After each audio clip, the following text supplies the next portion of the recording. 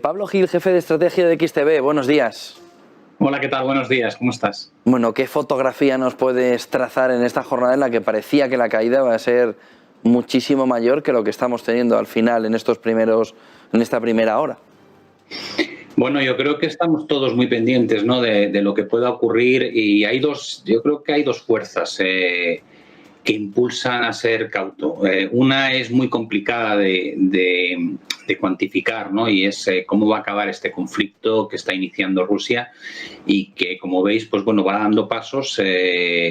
Poco a poco va ampliando la entrada en Ucrania, va apoyando a los separatistas, reconociéndolos, moviendo allí pues parte de las tropas.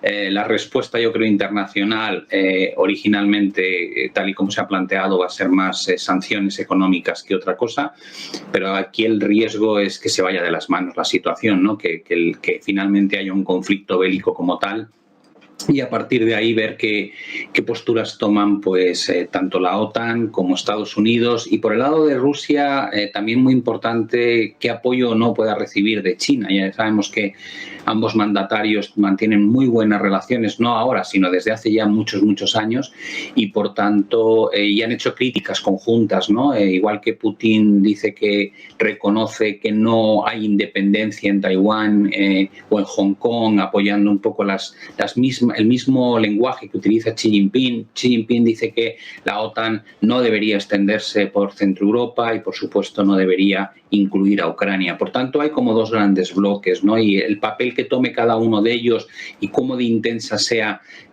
pues la polémica o el conflicto van a marcar en buena parte este cisne negro, ¿no? Porque sería un cisne negro si realmente estuviésemos ante un conflicto bélico a gran escala. Y luego está el otro problema del que hemos hablado muchísimo nosotros, que es nos encontramos en una situación justo la contraria, en mi opinión, a la que vivimos en 2020, ¿no? En 2020 teníamos una economía desastrosa desde el punto de vista de colapso económico, una de las peores recesiones desde el último siglo, y sin embargo un apoyo monetario y fiscal sin precedentes. Y al final el mercado se decantó por el apoyo, ¿no? Dijo, bueno, mientras estén inyectando dinero, mientras estén comprando todo tipo de activos, mientras estén regalando dinero a la ciudadanía, protegiendo a los trabajadores para que no dejen de tener un ingreso a pesar de no poder ir a trabajar, el mercado compró la bolsa como si no hubiese un mañana. Ahora se junta lo contrario, ¿no? Ayer se publicaban datos de ISM, o en este caso PMIs industriales, PMIs de servicios, y la verdad es que van muy bien las economías. Todos los datos de PMI superaron las expectativas, tanto en Europa, y probablemente ocurra lo mismo y en Estados Unidos. Pero a cambio tienes una inflación desatada y una reacción que no habíamos visto en la última década por parte de lo que se supone que va a pasar. La Reserva Federal está hablando ya de 6 subidas de tasas de interés, incluso ayer decía JP Morgan 9 subidas de tasas de interés este año. No va a haber más estímulo fiscal. Y dices, vale, ¿qué va a pasar ahora? Porque si la economía va bien, digo ya, pero ahora probablemente la sorpresa del inversor va a ser que incluso yendo a la economía bien, cuando te quitan el estímulo de golpe y cuando te suben el coste de financiación tanto como se pretende subir, si es que al final se cumple, el resultado probablemente sea muy negativo para la bolsa, ¿no? Hasta ese punto las políticas monetarias y fiscales dictan la dirección de la bolsa y no tanto la evolución económica. Petróleo, es el momento de atacar los $100. Ahora mismo incluso el contado del Brent está por encima de 98 en algún momento de esta mañana. Ya está ahí al lado. Sí, tenemos un problemón, porque es que Rusia hay 3 grandes productores de petróleo en el mundo. Uno es Rusia, otro es Arabia Saudita y otro es Estados Unidos. Estados Unidos yo siempre lo saco de la ecuación porque también es uno de los mayores consumidores, con lo cual lo que hace básicamente es autoabastecerse, ¿no? Pero Rusia y Arabia Saudita, que pertenecen a la OPEP Plus, son los grandes exportadores de crudo. Entonces, que el conflicto esté teniendo lugar entre Rusia y Ucrania, pues mete una incertidumbre brutal sobre qué pueda pasar como Rusia en su papel de exportador. Y todavía más cuando tienes a la comunidad internacional hablando de imposición de sanciones muy severas contra Rusia, que tiene en su mano a dónde destina ese petróleo, ¿no? Y ya hemos visto cómo ha ido incrementando, por ejemplo, los contratos de gas este mismo año a favor de China, cuando en Europa se estaba viviendo una crisis energética. Por tanto, sí, el escenario de ¿podría el petróleo subir mucho más? Es un arma encubierta que tiene Rusia, forzar a que el precio del crudo se dispare a cotas más altas y acrecentar el problema de crisis energética que vivimos en Europa. Evidentemente es algo que deberíamos tener en la mesa como una de las opciones que pueda ocurrir, lo cual complicaría mucho la situación, lógicamente. Y llega el turno de los bancos centrales. 10 de marzo, Banco Central Europeo, también tendremos esa reunión de la FED donde se espera ya una primera subida de tipos. ¿En qué posición están ahora mismo los bancos centrales y qué riesgos tiene la toma de decisión que vayan a hacer en este 2022? Pues yo creo que se juegan todo, ¿no? Pero personalmente, y también lo llevamos meses comentando, yo creo que el movimiento de los bancos centrales, especialmente la Reserva Federal, debería haber empezado hace 9 meses, ¿no? Cuando la economía estaba tan fuerte, podía haber levantado el pie del acelerador, todavía había política fiscal expansiva, podía haber sido mucho más cauto, haber empezado a reducir esas compras de deuda. Tenían el mercado inmobiliario disparado, seguían comprando y siguen hoy todavía comprando bonos hipotecarios. Ahora de repente se encuentran con unas inflaciones, pero no solamente en Estados Unidos, Reino Unido e incluso Europa, con inflaciones que no veíamos hace 40 años, ¿no? Una crisis energética que incluso podríamos, como decíamos antes, podría incluso llegar a empeorar a raíz de este conflicto, y los tipos en mínimos históricos, 0% en Estados Unidos, menos 0,50 en Europa, con 2 subidas que ya se han producido en Reino Unido todavía al 0,50 y todavía con balances tremendamente grandes, ¿no? de bonos.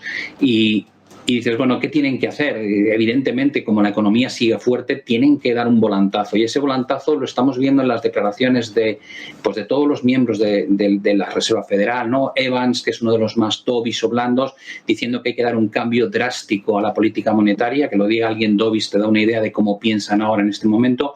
Y luego tienes gente como Bullard, ¿no? Que es muy hawkish, que te dice, no, empecemos con 0,50, en junio los tipos al 1 y empezamos a reducir el balance de bonos. Tienes a un Goldman Sachs que dice que las tasas de interés van a estar al 2% a finales de este año. Tienes a JP Morgan que te dice que tendrían que estar al 2,25, 2,50.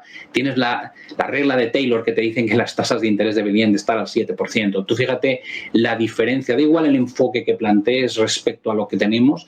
La sensación que da es que la FED se ha dormido completamente en los laureles, ha dado este repunte que llevamos experimentando ya un año como algo transitorio. De repente se dan cuenta que ya no es transitorio, que además está empapando todos los sectores de la economía, que afecta a todo. Ya no son sectores de semiconductores o determinados productos agrícolas, sino que ya ha inundado toda la economía. Las presiones salariales son de las más altas que se registran en las últimas décadas, y ahora mismo para revertir esa inflación solamente hay una opción, que es forzar a que haya menor crecimiento económico. Y la gente tiene que entender que va a ser esa la vía la que van a utilizar, que haya menos crecimiento económico, y para eso tienes que encarecer mucho el coste del dinero.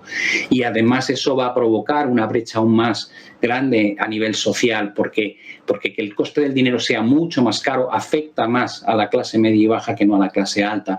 Por tanto, yo creo que estamos en un momento en el que lo que suelen decir los anglosajones, ¿no? El policy error, el error de política por parte de los bancos centrales crece a un ritmo brutal, y probablemente durante 2022 vamos a ver cómo revierten políticas ultra expansivas, y personalmente creo que va a ser muy, muy difícil que esto no tenga un impacto pues muy negativo en los mercados, ¿no? En la economía probablemente tardará en verse un año, año y medio, ¿no?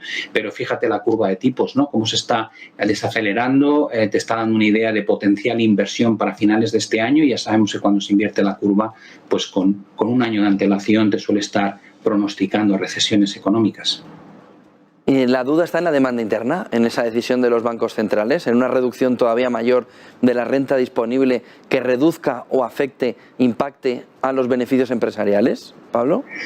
Sí, mira, yo creo que aquí es un cúmulo de despropósitos, porque piensa que en Estados Unidos, en Europa se hizo distinto, ¿de acuerdo? El estímulo fiscal todavía estará llegando este año, pero en Estados Unidos el estímulo fiscal fue como te ponen la medicina directamente en vena, ¿no? En lugar de tragártela.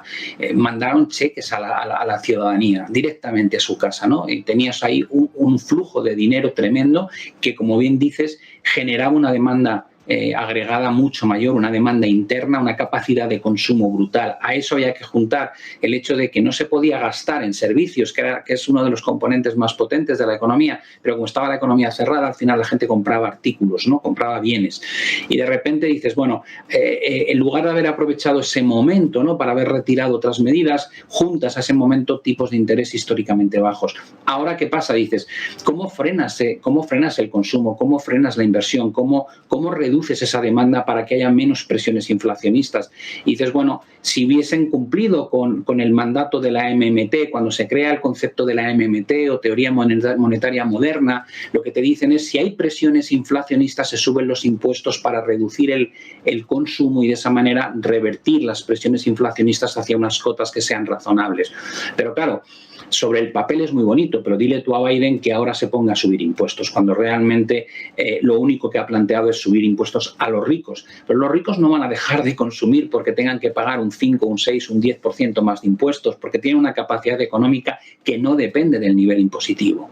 Con lo cual, la realidad es que si tú quieres subir impuestos para afectar a la demanda y al consumo, tienes que subirlos de forma generalizada, porque al que sí le afecta y consume mucho menos cuando le subes el IRPF, para entendernos, es precisamente a la clase media y baja. Con lo cual, en manos de los demócratas les estás diciendo, tienes que atacar a tu base electoral para conseguir de alguna manera reducir esas presiones, y no quieren hacerlo, con lo cual te queda la vía monetaria, pero estamos como antes. La vía monetaria, las subidas de tasas no afectan principalmente al rico o al que tiene una economía más solvente que al otro. Y te quedan las empresas, ¿no? Y tú dices, bueno, pues, ¿cómo consigues que se reduzca la inversión? Las empresas no llevan haciendo mucho CAPEX últimamente. De hecho, estamos en los CAPEX más bajos de las últimas décadas. ¿A qué destinan entonces el dinero que ganan? Porque han estado ganando mucho dinero en 2021. Pues, por desgracia, han estado recomprando acciones como si fuese la panacea, ¿no? Sus propias acciones, los famosos share buybacks. La gente no lo entiende, pero el 40% de la subida del S&P 500 durante los últimos años se ha debido única y exclusivamente a los share buybacks. Por tanto, dices, ¿de qué manera consigues que las empresas, pues las empresas no tienen que reducir inversión si realmente están invirtiendo en mínimos de las últimas décadas? Y eso te da una foto, al final, muy compleja de en qué se basa la situación en la que nos encontramos y lo difícil que es encontrar una solución a ese desequilibrio que hemos creado, ¿no? Entonces, tal vez esto sea un poco la moraleja, ¿no? Cuando intervienes artificialmente tanto el mercado y la economía, devolverla a un punto de equilibrio razonable es tremendamente difícil, y tienes que tomar medidas muy drásticas que al final tienen consecuencias muy, muy severas, lógicamente. Muchísimas gracias por ese análisis, Pablo Gil, jefe de estrategia de XTB. Buen día, Pablo. Vamos a ver el mercado cómo avanza durante el día. Buen negocio. Igualmente, un saludo.